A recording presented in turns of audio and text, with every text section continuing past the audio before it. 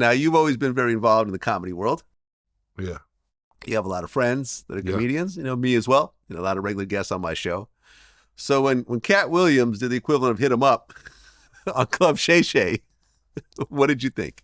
I thought it was the best interview I had seen. Katt Williams. Katt said I had a chance to be involved with him, but at one time when I was out here first trying to get things going, I found out we were both raised Jehovah's Witness. So reading close to 3,000 books, I do believe. Being up on stage in the theocratic ministry school, which they call it in the Jehovah's Witness, when everybody gives these speeches, come in with an intro, his vocabulary and his ability to, he made it a stage. He made it a stage where it's now like sports. It's battle rap. It's battle rap. Like comedy now, like Dave Chappelle said, he fucked up the game. And D-Ray's like, no, he didn't. What he meant is you now have to be in battle rap position. Katt just took that mentality of, I killed the stage. I tore it up. I burned it up and brought it to the masses. That's what they do backstage. It is like, yo, I don't want to go after him. No one wanted to go after Bernie Mac. Nobody. Earthquake can go after Bernie Mac. Earthquake can go after, people don't want to go after Shout Earthquake. Shout out to my man Earthquake, man. He's people don't want to go after, they just, whatever Katt said, he did it to put himself in a position of being the best he can possibly be, and he exposed some situations that he's been trying to get out for a long time. But I think he is really, really good and right at a lot of things. I just also think that wearing a dress, I mean, Milton Berle did it. Ben Cosby did it. Most white comedians wore a dress at some point. Harry Belafonte did it. Oh, he did? Harry Belafonte did it. I did not know this. And Let's Do It Again. In the movie Let's Do It Again, written by Sidney Poitier and directed by Sidney Poitier, Harry had to get that dress and they were trying to run at the end because they were trying to get away in the movie.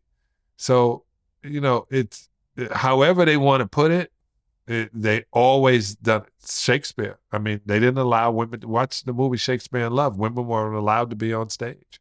So no, Shakespeare was all men. Right. But in the movie roles. Shakespeare in Love, this is when they show that. So men in dresses to some people are funny and not a bad thing, but besides that, they made it a point. We don't have to do it again. We don't have to get it at that point. I agree with some of the things he said. If you want a gay actor, there's a bunch of actors who are gay who have to play gay inside of the role. You should hire a gay actor. He won't be acting very hard. It'd be a great situation. I mean, I kind of disagree when it comes to this because it's called acting. Right. Right. You're not being yourself.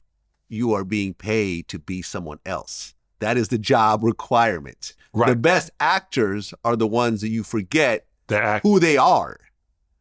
You know, the Daniel Day-Lewises, the Leonardo DiCaprios, they could transform into completely different human beings. That's what makes them great. But a gay guy playing a gay guy, okay, like I get it, but that's not really acting. Well, they let a black guy play a gangster because that's the image they wanted to portray, right? Or playing a thug mentality because they felt that's better at getting the point across. I'm saying to you, I know some great trans actors, right? Mm-hmm. And when they try to get somebody to play, oh my God, I can't remember. I think the name of the movie is Sharon, maybe. I don't want to say the wrong name of the movie. Boy, Patrick Cage is in it. And it's a movie about a trans actress, a trans person in the movie, and they use the trans person because you're going to get a truthful image, a truthful display of what they're trying to get across. Now, listen, I'm all for it. And I think, yeah, when it comes to trans. See, blackface never worked. Even though they used to. Well, except for Robert Downey Jr. Yeah, you got me on that one. Yep. Yeah. And no one was mad at that. Some people wanted to be mad. But no one really was mad at that.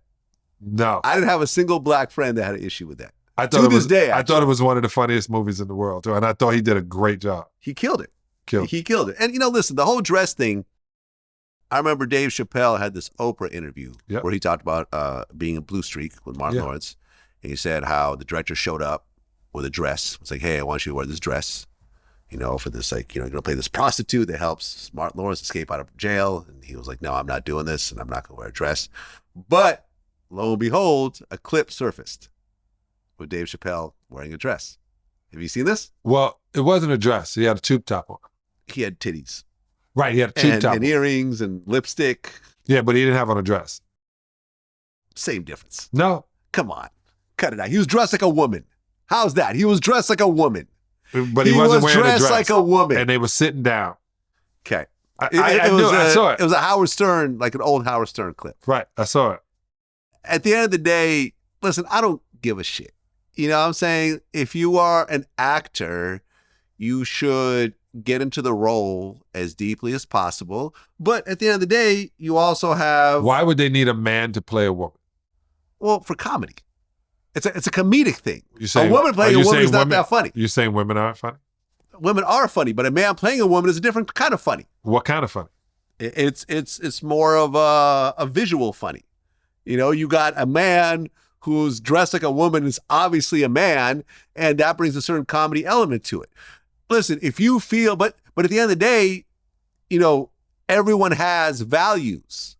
Me personally, if I got offered a movie role to wear a dress, I would say no.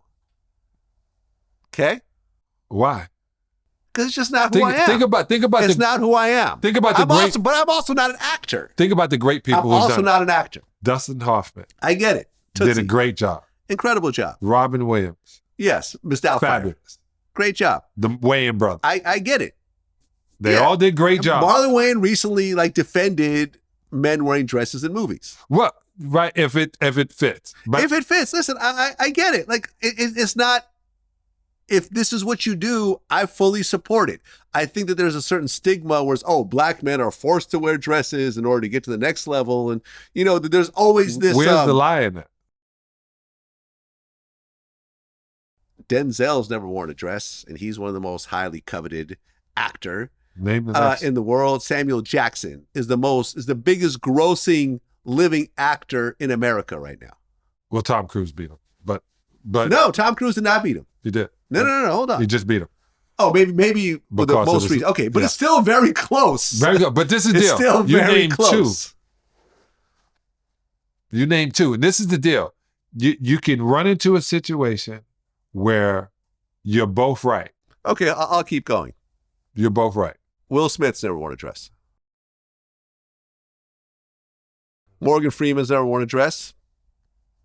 He's also James Earl Jones, Lawrence Fishburne, Don Cheadle, Terrence Howard, Ving Rhames, Wesley Snipes wore a dress. Ving Rhames wore a dress. Ving Rhames. Oh, was that Chuwan Fu? Chuwan, yeah. Thanks for all this. Okay, you're right. Wesley was in that movie also. Yeah. This is the deal.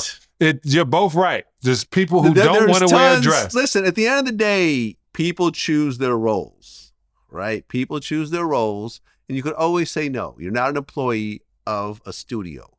You're an independent contractor. You get offered a role, and the answer is either yes, no, or, well, I want to negotiate the price. And then at that point, you figure it out. At the end of the day, there's certain things that certain people don't want to do just for the check, right? Mm-hmm.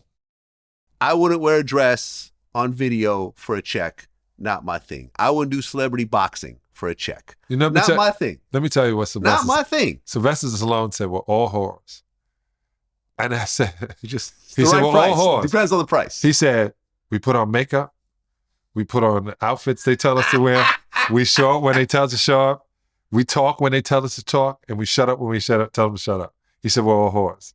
So look at it that way. All right.